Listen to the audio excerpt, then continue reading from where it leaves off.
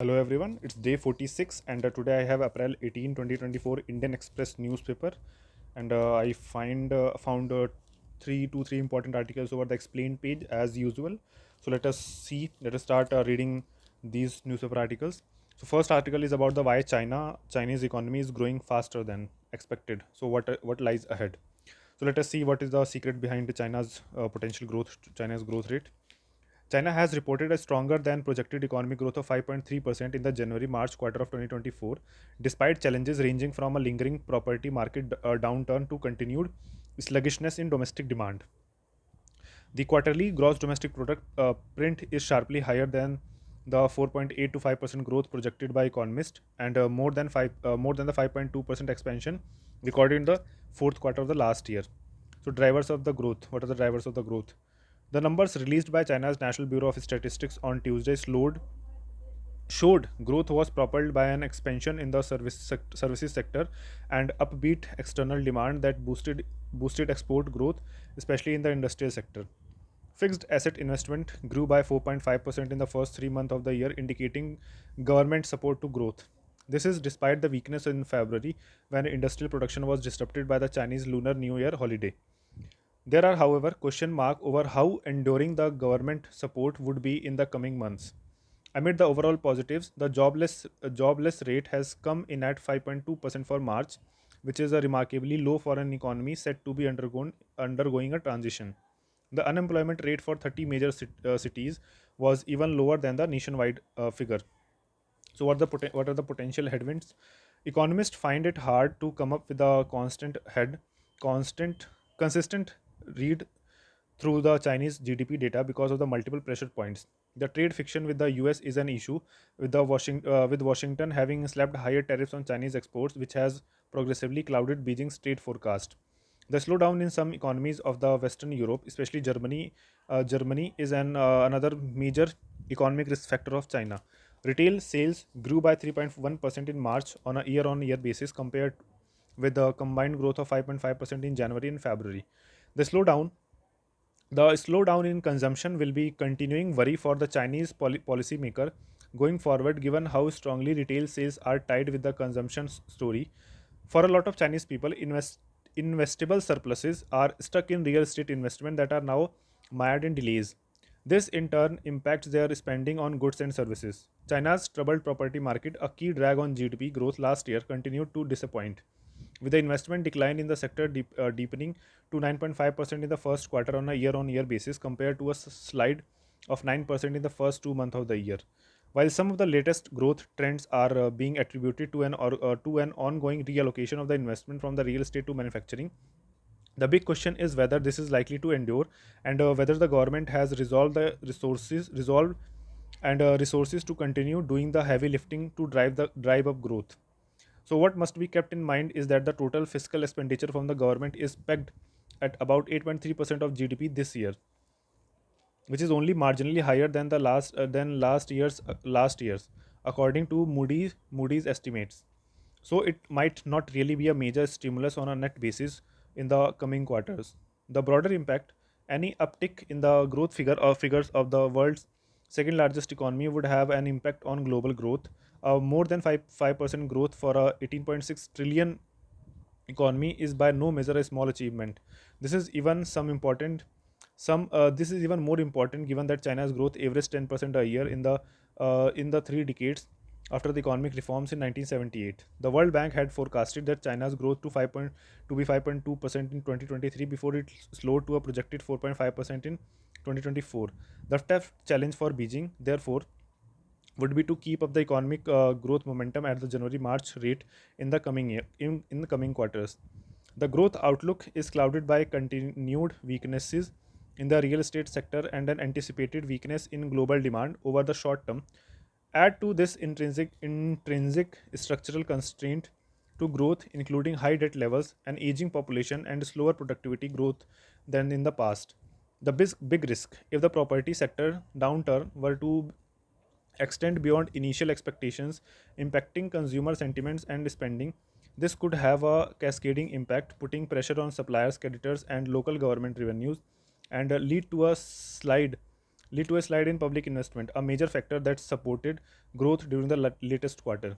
Additionally, according to the World Bank, the Chinese economy is vulnerable to the softer global demand and increased geo-economic tensions. Climate change and the risking frequency of extreme weather events also pose a downside risk. There has been substantial reallocation of investment from real estate to manufacturing, where returns are higher. Elitza Mileva, World Bank lead economist for China, said in the December 2023 report, a fair and competitive market and a predictable regulatory environment will ensure that capital flows to the most productive firms and sectors. So this was about China's growth rate, and let us see the Surya Tilak that happened to the Lord Ram, and how a beam of sunlight was directed to the forehead of the Lord Ram. So let us understand the science behind that projection. So 3 minute long Surya Tilak ceremony in which a beam of sunlight was projected onto the forehead of the Lord Ram's idol, was performed at noon on Wednesday in Ayodhya's newly built Ram temple, marking the occasion of Ram Navami. This was achieved using a special mirror lens arrangement designed by astronomers at the Indian Institute of Astrophysics, Bengaluru, that has been installed in the building by a team from the Central Building Research Institute, Roorkee. So, what was the science behind the Ram Lala's Surya Tilak? So, step one: predicting the position of the sun. So, when following the Gregorian calendar, the date of Ram Navami, the Hindu festival celebrating the birth of Lord Ram, varies every year. This is because the Gregorian calendar is a solar calendar based on Earth revolution around the sun. One revolution equals to 1 year, while the Hindu calendar is a lunar calendar based on the moon's revolution around Earth. One revolution equal to 1 month. So, the solar year has roughly 365 days, whereas the lunar year is roughly 354 days long.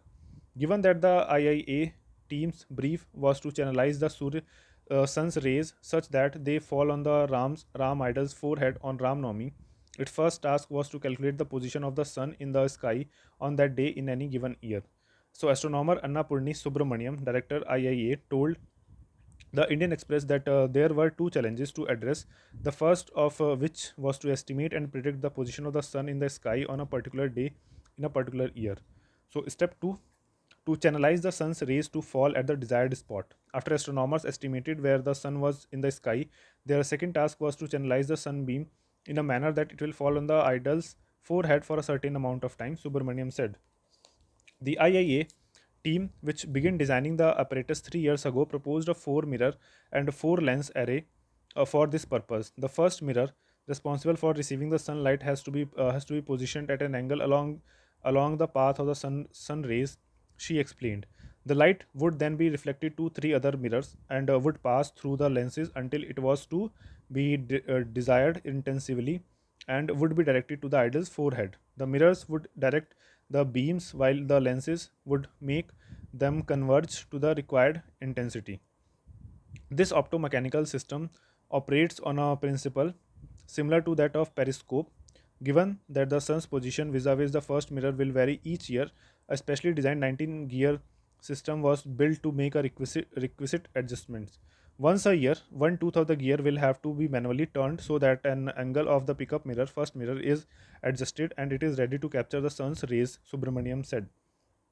The number 19 was chosen to correspond the Metonic cycle.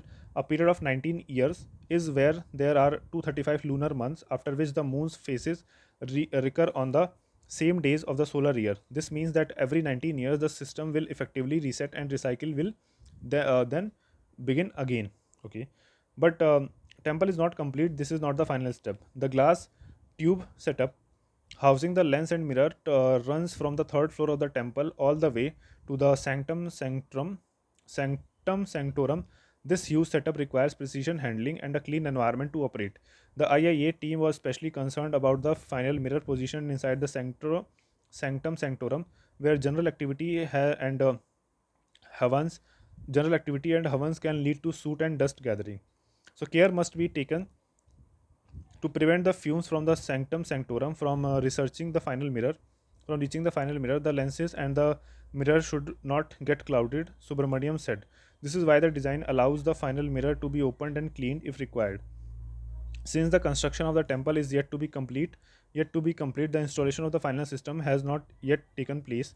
On Wednesday, for the temple's first Ram Navami celebration, a modified version of the system, having four mirrors and two lenses, was deployed from the second floor of the temple building.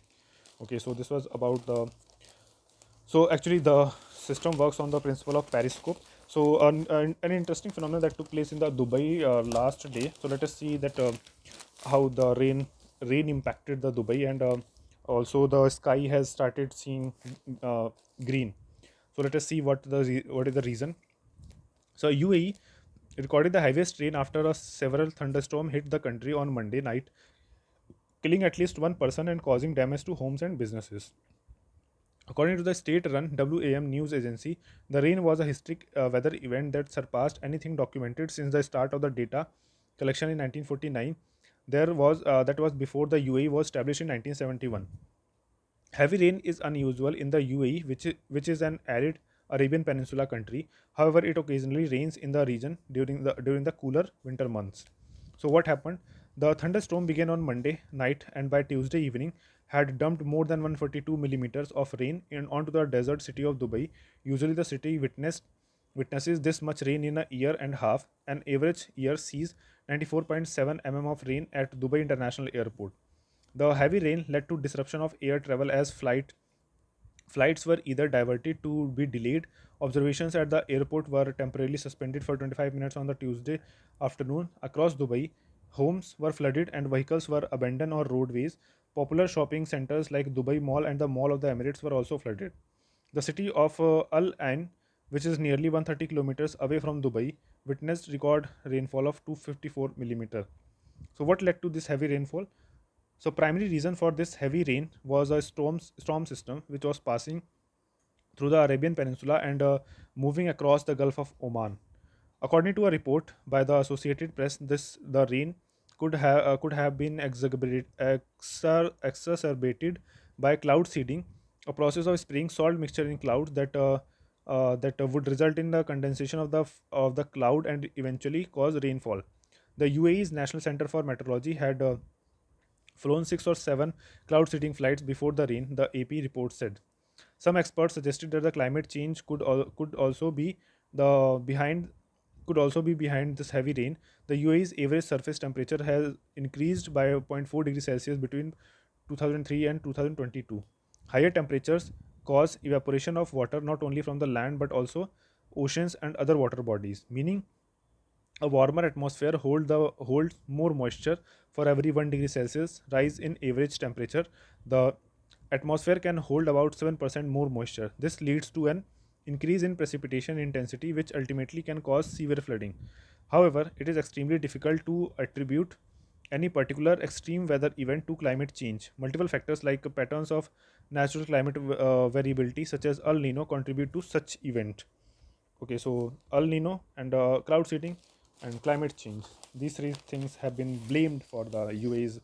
So one important article that I found on the page.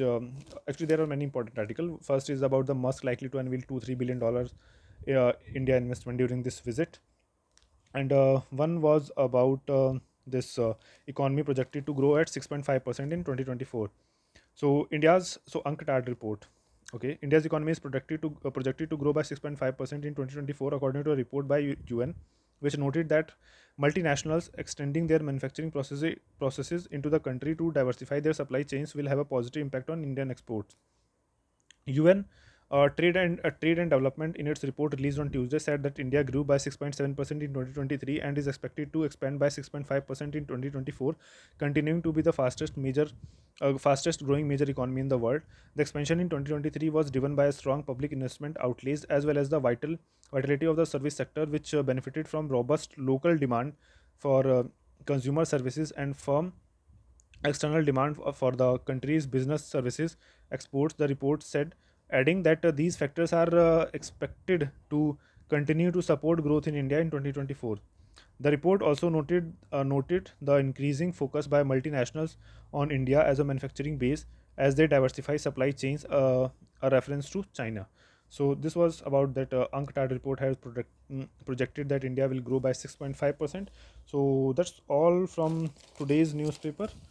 and nothing more important in today's newspaper. So we'll meet with tomorrow's newspaper soon. Till then,